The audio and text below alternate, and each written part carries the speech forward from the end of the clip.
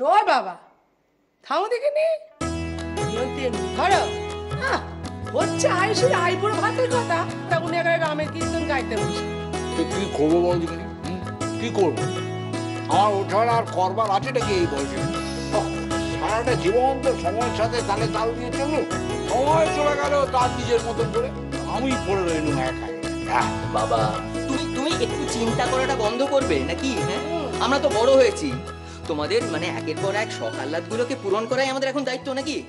মা শোনো, তোমাকে পরিষ্কার বলে দিচ্ছি, আয়ুষীর আইবুড়ো ভাতে যা যা লাগবে যেমন করে করতে চাইবে আমাকে বলবে, কোনো ত্রুটি রাখবে না।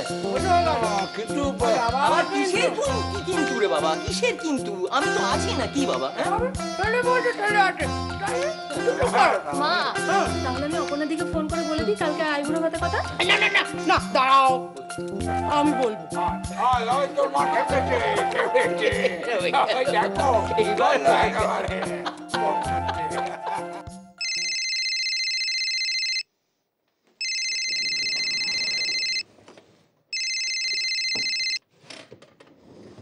বল। হ্যাঁ, সামনে বিয়ে তো, বাড়িতে সবাই আছে, এরা করছে। জানি না কি করতে চাইছে, বুঝলি তো? হ্যাঁ,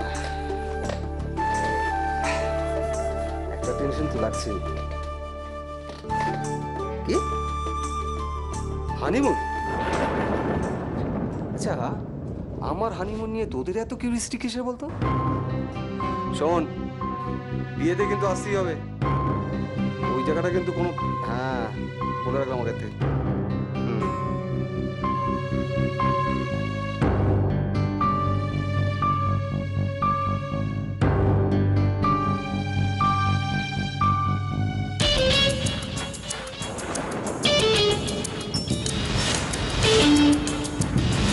না, এটা হতে পারে না।